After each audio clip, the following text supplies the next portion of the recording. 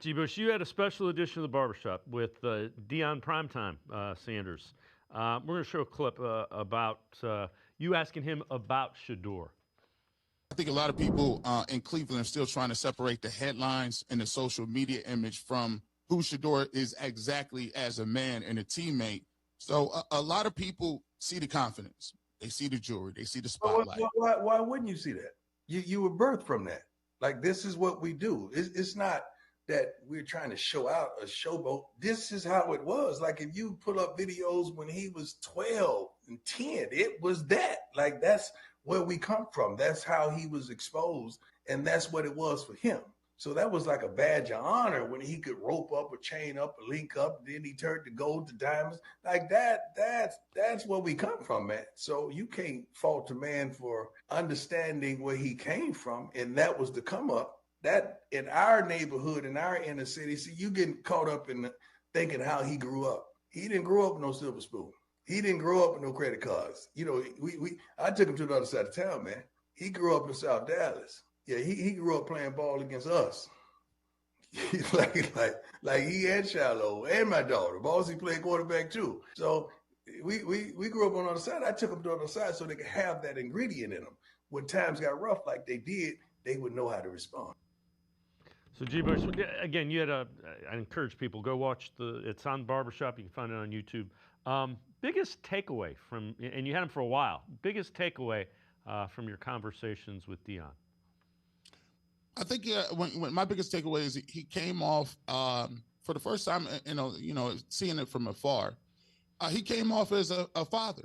One of the things that I came away with thinking was this was the most impactful thing he said. He said, when the slide was happening and I couldn't, usually I was able to help him. I was able to be able to be a father to fix things for my children like any father would want to. And at that point in time, he needed my help, but there was nothing I can do with it.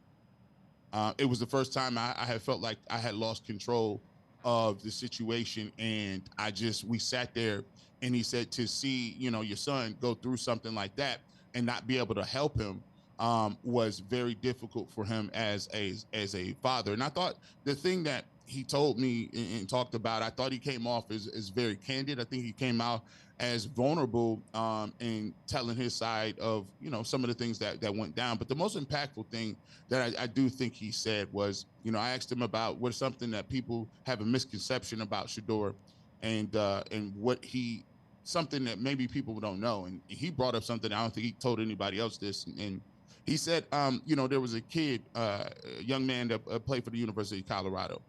And he passed away, and they had the procession and everything about a month ago. And unbeknownst to Coach Prime, Shedeur had reached out to this young man's mother, and he had contacted her, and he said he calls her every single day. And Coach Prime didn't know about this till a few days ago, because the mother of one of his his deceased player, she told Coach Prime, he was like, that's so nice that Shedeur, he calls me every day to check on me.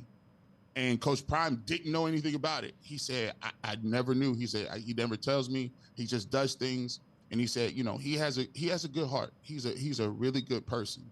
And I think that was one of the things that shined through the most.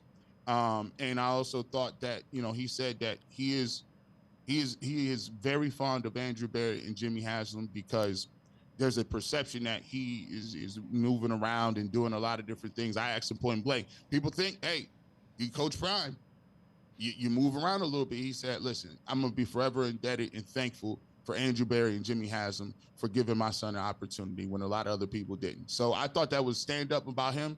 I thought he was poignant. I thought that was a stand up thing to say. And I thank him all the time and thank him for coming on the Barbershop and giving me an opportunity to do the interview. So, I think those are the things that stand out. And on top of it, he's ready for the competition. Yeah. So the competition is going to be ready to go.